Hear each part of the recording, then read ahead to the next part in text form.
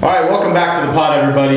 It's been a minute, but we are back. It's been a busy summer. We've all been doing our thing. So I think we'll just start with a quick little recap. What have you guys been working on? Got any listings? Got any deals going on? Actually, right now I'm working on new listing comments for an old listing that's starting to date itself a little bit out there. Nice. What, did you have to pull it off? No, we haven't pulled it off. We did have an HVAC unit that went out. I just felt like the comments needed to be dusted off. We got some new stuff that's been put in, some money that's been spent, and I need to make sure it's out there because houses don't seem to be moving as quickly as they were. Well, I could also say as the co-listing agent on it, it's a great house. It is. It's got tons and tons of, you guys have done open houses there. You guys have all seen it. It's a great house.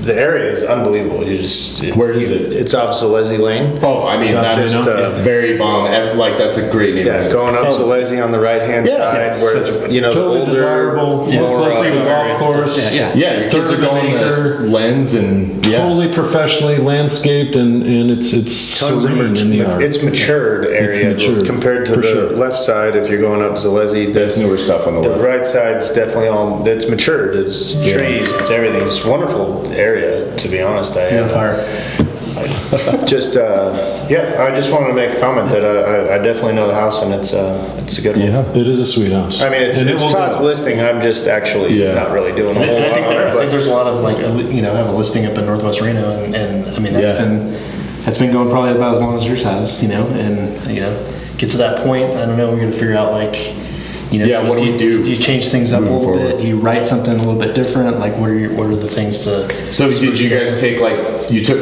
feedback from people that checking it out and just obviously other than fixes that you had to make correct. So it's really important to get that feedback in, even if you're just looking at homes and browsing. And us it helps you as a team and fellow realtors, right? We have an eye for that kind of thing and know when something needs to be upgraded or replaced or repaired or whatever it is to draw the most attention. Mm-hmm. Right? We need to get people in. You get people in, potentially we'll have some offers. So. And speaking of people coming in, it has been super slow. Since. School got out, when they're traveling, Yeah, people are so busy this time of year. It's been 100 plus degrees. Everybody's at the lake, and everybody's trying to do open houses. And so there's a lot of things working against, where we're at. So I think figuring out different times is. And something I've noticed about your listing too is I've done a couple open houses there, and there's a ton of traffic, but the offers are just not there. Yeah. And it's how do we convert traffic into offers? And it seems like it's only a matter of time. It's a numbers game. Yeah. But it's just so what do you think is maybe on the horizon? Are you thinking maybe a price reduction or? Could be a price reduction. A lot of stuff I'm seeing too is even there, people are coming in and not having the lending side done, whatsoever. And so I think unprepared and just feeling maybe a little discouraged, or they just don't know the process yet. Yeah. And they're just out there looking at homes.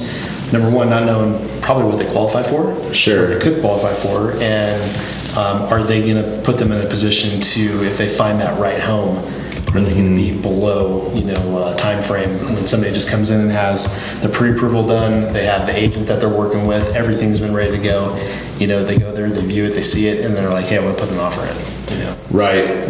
And I've even noticed some people come in, it's a big house. It's huge. Yeah. It's huge. And I've noticed a lot of people are like, this is too much house for me, which is crazy because so many people, that's a good problem to have for a lot of people, but some people, it's interesting how that does, it's still under, what is it priced at right now? $799. Yeah, and it's huge. Yeah. So it's some people are like, well, that's my price range, but it's too big, and you're like, that's crazy. Yeah.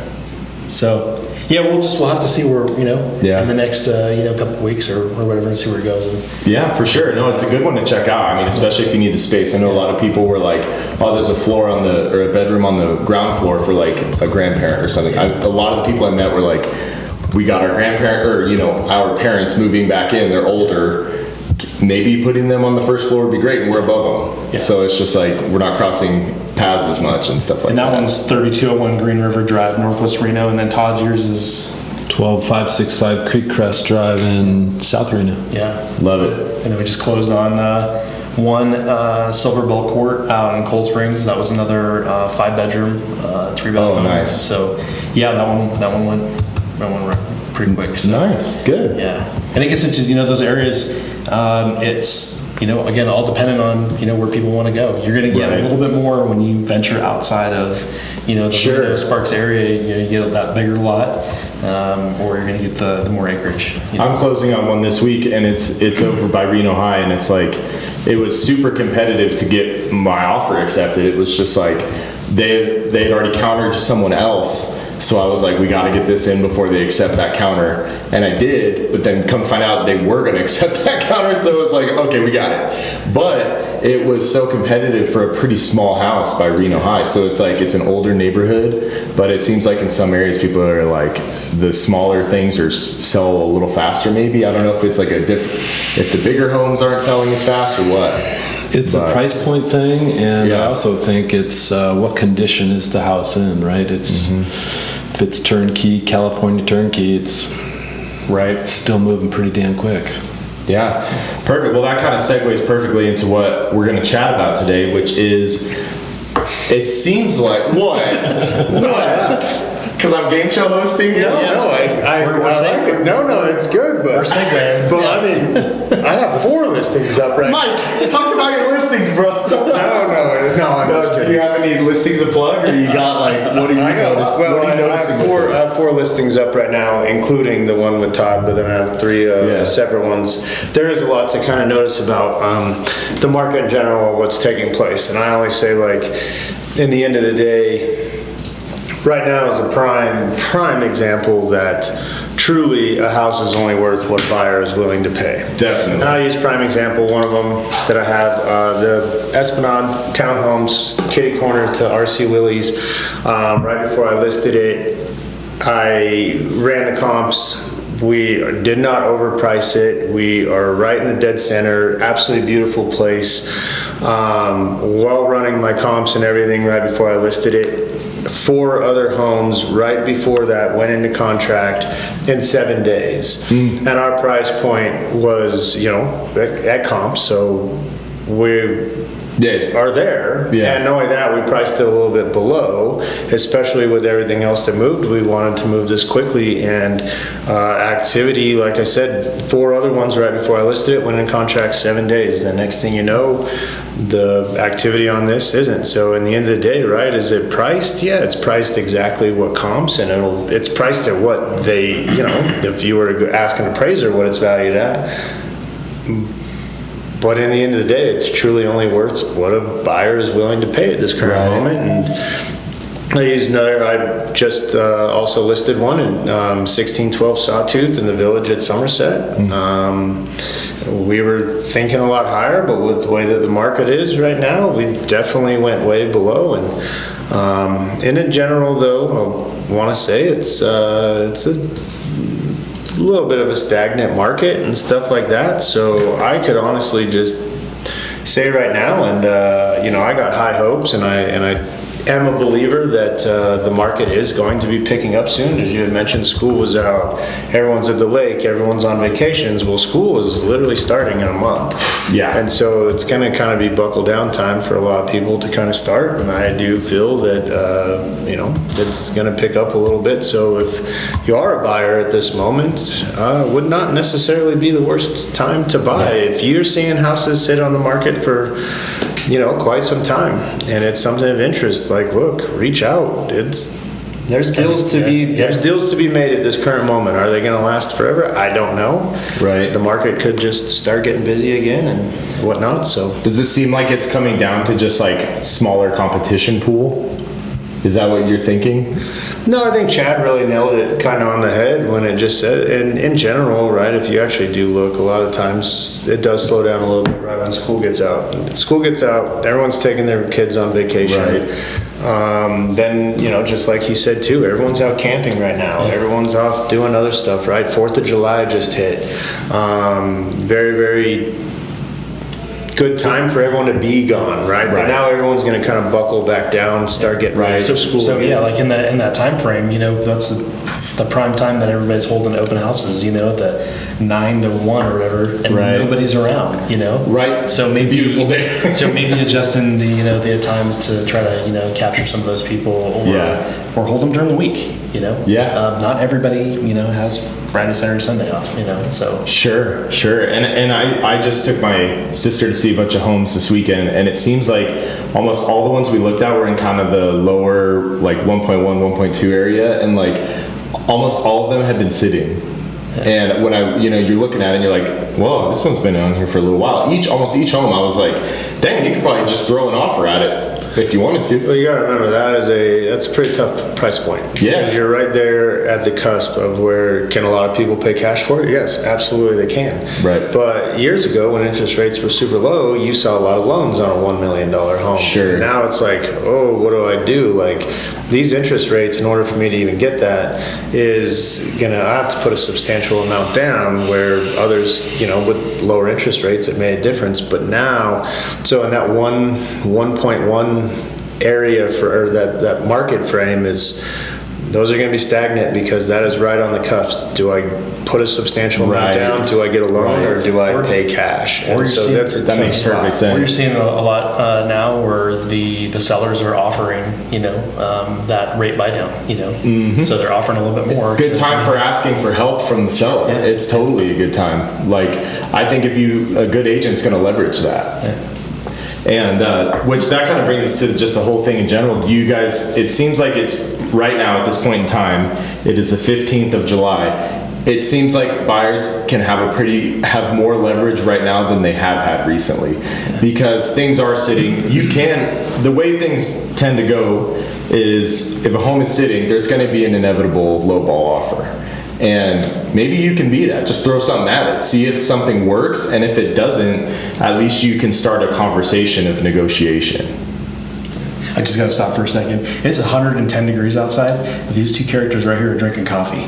Right? Yeah. And with expired cream. With expired cream. First and foremost, it is not 110, it is 101. Okay, it's not even that. It feels like 97 today. It feels like 110. I'm not wearing black like you. I'm sorry, my bad. But my car is reading 110. Yeah, well, Todd just came straight from the beach, it looks like. That's why he knows the temp. Yeah, he's got I like that shirt too, by the way. But he's got his Birkenstocks on right now. It made me It's jealous, summertime, actually. baby. As a matter of fact, when I leave here, I actually might go get a pair of those. You know what we did, which was the best thing I've ever invested in?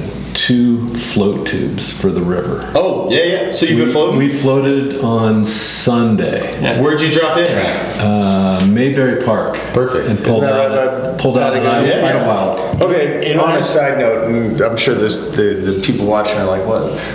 We need to have ourselves a team activity of floating the river. You guys down? Sooner better than later. Have you guys seen it's on the social media where the guy's like, the water's high. Now, if it's going to fish good, but if the water's still high, and he's like, yeah, no, it's still good. And it's like the water is raging. Well, the best advice I got, again, this was our virgin first trip ever, was a comment from a friend and they said, butts up. And I didn't necessarily understand what butts up was until my first ass hit that first rock. Oh, dude, Is the river low right now? Is the river low right now? We never got stuck. Yeah. But there were a couple spots where I was doing the 5-pointed star. Yeah. Dude, my old condo though, actually we still have it as a rental.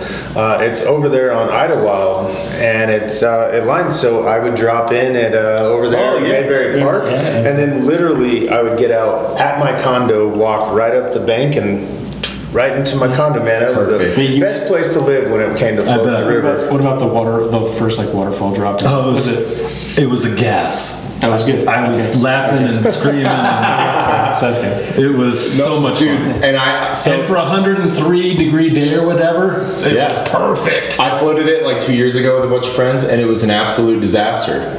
We dropped in Verdi and didn't realize that the water. They all said, "Hey, the water's great." Go down there. We floated for like maybe 200 yards, and then to get from around Boomtown to Mogul, if you're driving, is like 2 minutes. It took us 4 hours because we were walking. on the rocks with our sandals, getting your feet cut up. We had a friend try to climb onto the freeway. He thought he was going to die. You do not start past the Mayberry Park where Patagonia is. No. You do not start anywhere past there. Never. The perfect spot to start at. Lesson learned. Don't go to Bird Eye. Float responsibly. Make sure you have your vest. Yeah, literally. And bring a cup with a top on it. True. Now, Or a bag of wine. You can just cap the wine. Oh yeah, the bag of wine. But I even got a little floating cooler. Floating cooler? Yeah. Perfect. Yeah. Perfect. Yeah, Exactly. the old cheap, Well, I will tell you this though. Have you ever and not let it float? you ever gone over the hill to do a whitewater? No, I haven't done that. Over the hill? Oh yeah, I got a great story for you on that one. Over the hill, me, my dad, and my brother, we go. This little excursion of whitewater rafting, super rad. I mean, we hit some crazy stuff. They taught us a lot of how you brace yourself and not fall out. But it was like it was running wild.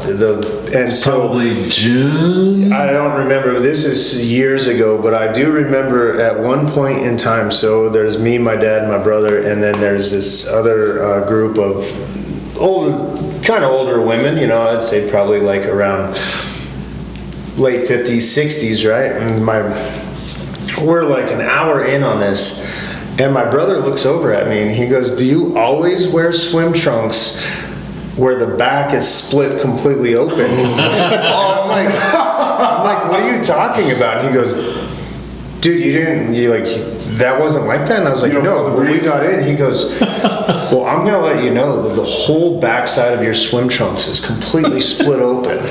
So we had about another 2 hours left in this, and so when we reached the points of the river, I had on the vest, and I just hopped in, held on, and just kind of floated myself so that the rest of me wasn't just hanging out on this river trip where all these women are sitting there, and I was like, "Oh my God, you couldn't have told me that like 45 minutes ago when you noticed it." And he's like, "No, I thought you were just wearing shorts and stuff." Style choice. I was like, nobody in their right mind is going to choose to wear shorts that are just Assless shorts? Yeah. Literally. Thank God there's no kids on this. My God.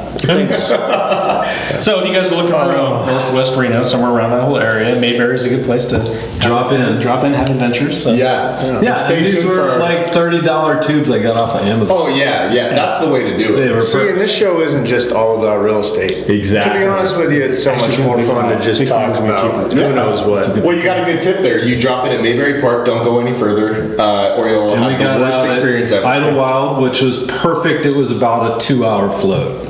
Perfect. Idlewild's That's great. a good. You that's a do good lane. not. You do not go past downtown. If you go past downtown, But you can float, get to That's it. Idlewild, jump out, grab some tacos if you're doing it on Friday, food truck Fridays. There you go. Right? Grab a fresh cold beer, jump back in your tube, float the rest of the way to downtown and you're set, right? but if anyone's never done it, That's a great idea. do not go past downtown. That is Yeah. your absolute last point that you want to get off at. Learn from my experience. So I would love to have a redeeming river float experience. So stay tuned for our episode on that. Yeah. Hey, speaking of, just the houses along that river, there's some really cool houses.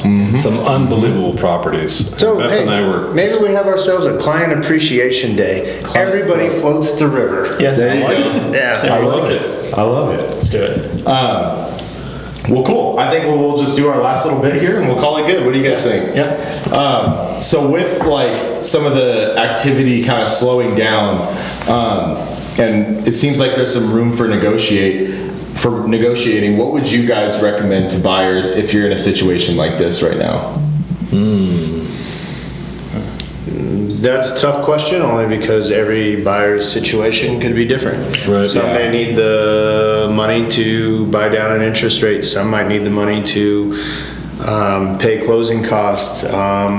Some just might be in a situation where they've got a good substantial amount down, and that point in time, their importance is just literally getting the house as low as you can. So I would say that's just kind of a tough question because every buyer's situation is completely different. So if you are concerned about things like closing costs, stuff like that, I feel like right now is a really good opportunity to just be transparent with a seller. Like to just talk to the agent, or like have your agent talk to the agent like, hey, what can we do to get this house sold? What can we do what is the price that you will take?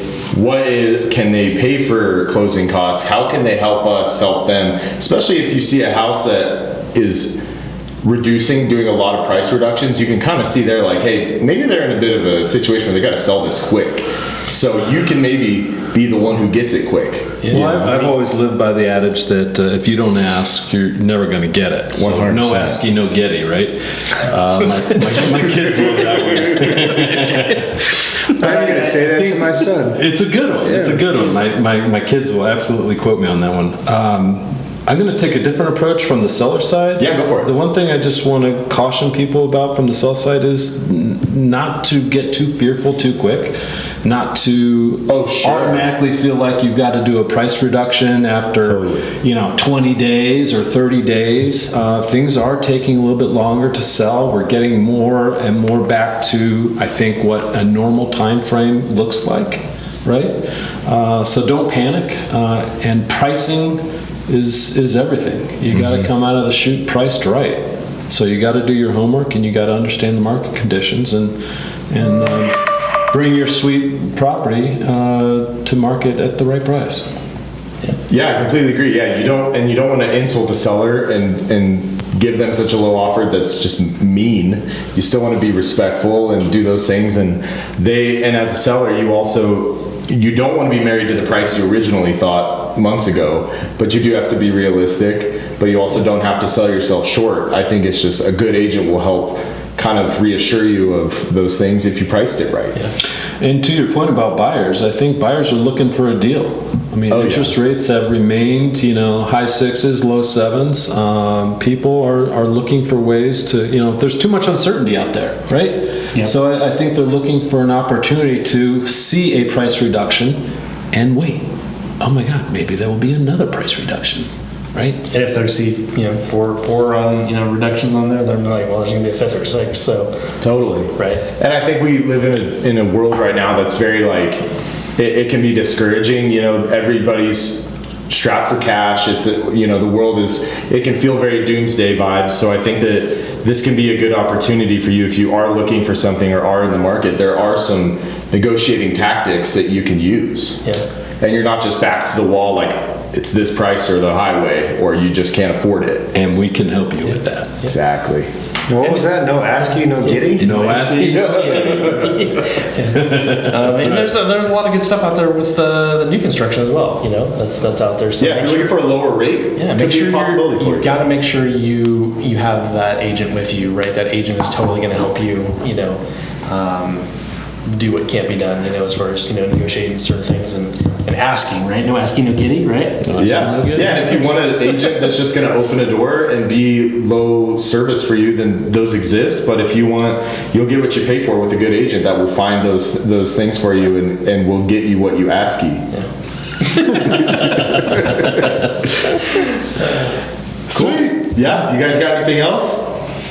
Yeah, I think it's a nice boom bang right there. So we'll keep you guys updated with the next thing we do. I know we have a river float idea. We're thinking of doing maybe some golf stuff soon. So we're gonna get the next one. We're gonna be outdoors somewhere. We're doing something. So stay tuned on that. And, I'm still down for the pecans. We're gonna do that. We're gonna do that too. Exactly. We get the office next door. It'll be live. Pecan Tuesdays. Exactly. I could put a pecan bar in there.